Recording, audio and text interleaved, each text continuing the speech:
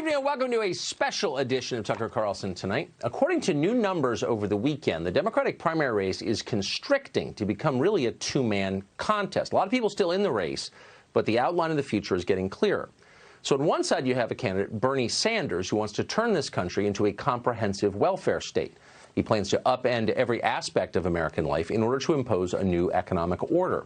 Now, Sanders isn't hiding what he plans to do. He's running on what he plans to do. His main rival is Michael Bloomberg, the former mayor of New York. Bloomberg has shot to above 15% nationally in the polls, from nowhere, essentially. He's suddenly leading the race in the critical Super Tuesday state of Florida. So what is Mike Bloomberg running on? That's a trick question, actually. Bloomberg isn't running on anything. Not because he doesn't have ideas. He's got plenty of ideas, and some of them are far outside the American mainstream.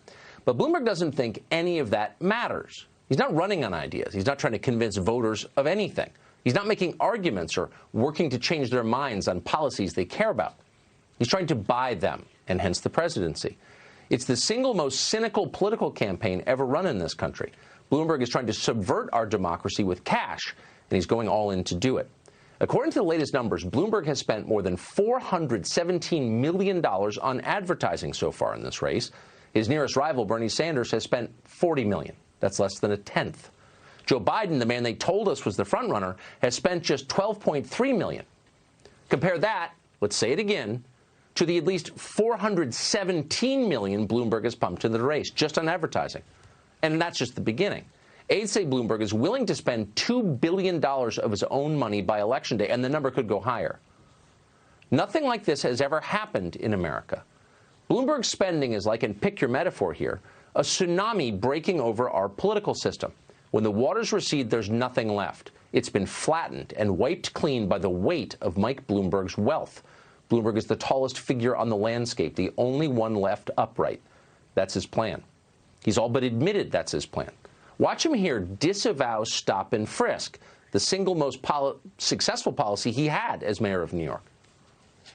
I defended it, looking back, for too long because I didn't understand then the unintended pain it was causing to young black and brown families and their kids. I heard their pain, their confusion, and their anger, and I've learned from them, and I've grown from them. So think about what you just saw. It's not the normal pandering. Mike Bloomberg believes passionately in gun control. It's his life's mission. It's his signature issue. Stop and frisk may have been the most effective gun control policy ever administered anywhere. It took thousands of illegal firearms off the streets of New York. But Democratic primary voters have decided they don't like it. They're against stop and frisk. So without even pausing, Bloomberg grovels, as you just saw, and attacks his own legacy. Why did he do that? Because he doesn't care. Whatever. They're only words. He'll do whatever it takes. Now, they say politicians are ethically flexible, and of course they are. But this is different. There's something ominous about it. Bloomberg can seamlessly change his core beliefs because he doesn't think his beliefs are relevant to the outcome of this race. Only his wealth matters. And the horrifying fact is he may be right. How wealthy is Michael Bloomberg? Well, for context, the richest of the fabled Russian oligarchs, Leonid Mikhelson, is worth about $24 billion.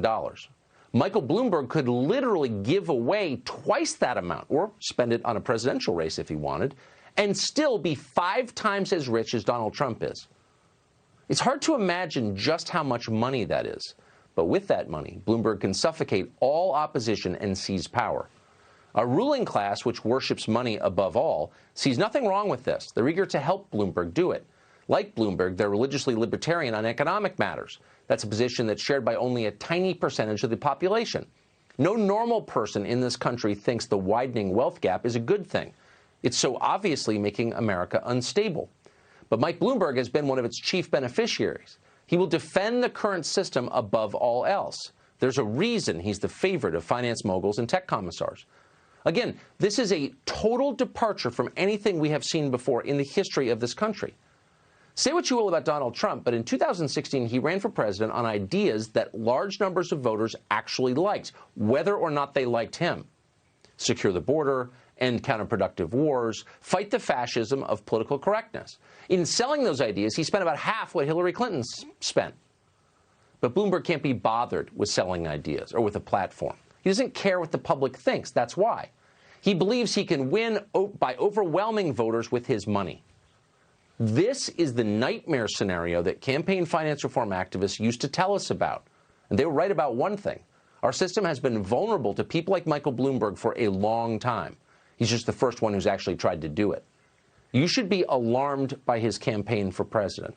Democracy doesn't break when voters choose unwisely.